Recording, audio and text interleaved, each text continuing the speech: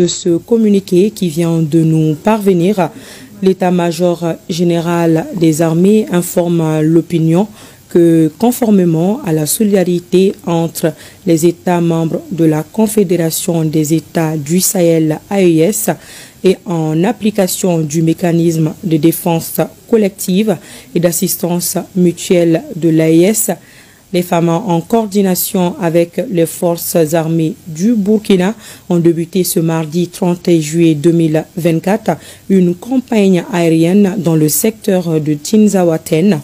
Cette campagne vise à sécuriser les personnes et les biens dans la localité de Tinzaouaten et ses environs contre la coalition de terroristes auteurs d'exactions, d'abus et de trafic illicite contre les populations maliennes.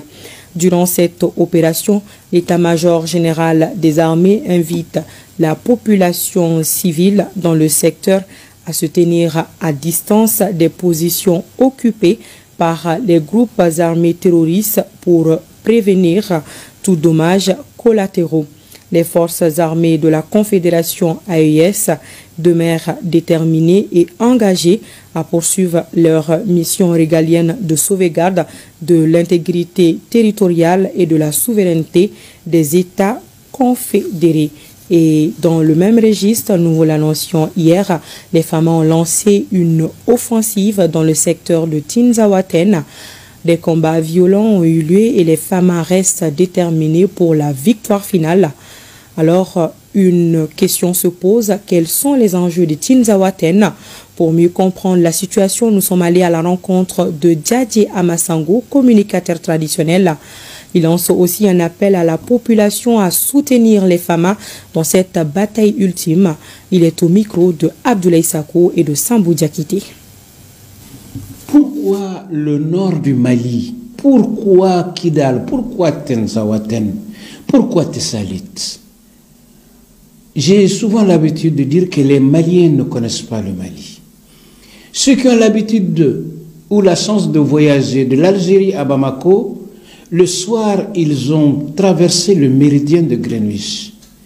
Ils ont de l'obscurité à droite et de la lumière à gauche. Ils traversent le méridien de Greenwich qui passe par le nord du Mali. Ça veut dire quoi? Ça veut dire que notre nord, le nord du Mali, c'est le point d'observation le plus élevé du monde à partir duquel tu contrôles les 5 continents. Tu vois exactement ce qui se passe sur les 5 continents à partir de ce point précis. C'est pourquoi aucun gouvernement n'a voulu céder Tessalit ou Kidal à l'international. Si c'est arrivé, on en connaît les conséquences.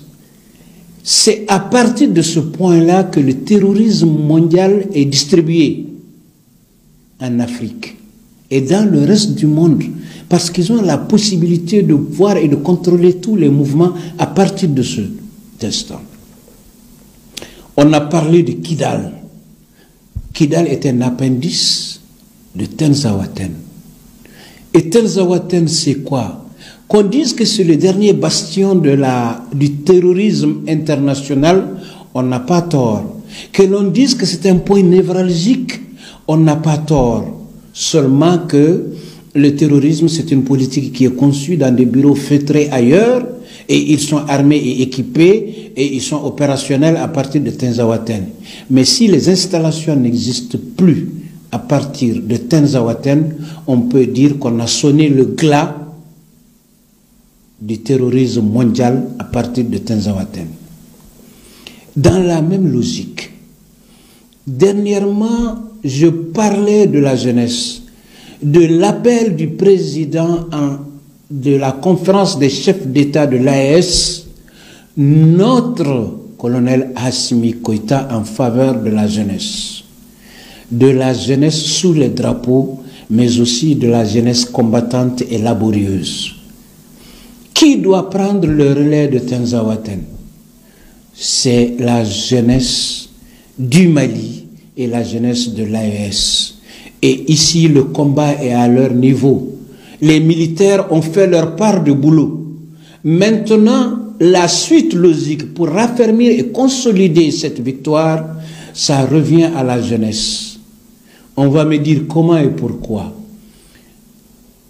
Que la jeunesse arrête de diffuser des informations fausses et infondées sur l'armée et sur les victoires de l'armée. Que la jeunesse arrête de publier des vidéos d'intoxication pour saper le moral de nos hommes. Que les jeunes arrêtent de faire des commentaires négatifs sur l'armée et sur ses performances. Aujourd'hui, il est de notoriété publique, reconnu par les médias au niveau international, reconnu par nos plus grands détracteurs, que la montée en puissance de l'armée malienne est une réalité. J'ai dit, les faits sont là, têtus et trapus à crever les yeux. La qualité des armements, pointus dans leur conception, le maniement, les hommes, le matériel et l'outillage, aujourd'hui sont des réalités palpables au Mali. Le Mali n'a ni peur ni honte d'affronter qui que ce soit qui s'attaque à son intégrité, parce qu'aujourd'hui, par le biais d'une coopération internationale France, coopération gagnant-gagnant, aujourd'hui, notre armée est performante. Alors, il appartient à chaque jeune, à chaque vidéoman, à chaque communicateur, à chaque paysan, à chaque éleveur, à chaque pêcheur, à chaque ménagère, à chacun de nous, dans la position où il est, d'aider, d'encourager et de magnifier. Pourquoi on a chanté Djanjo? On a chanté Djanjo pour magnifier et célébrer les grands hommes.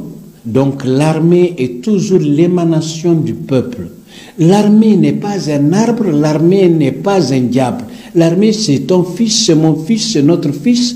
Et c'est cette connexion qui lui donne de la force.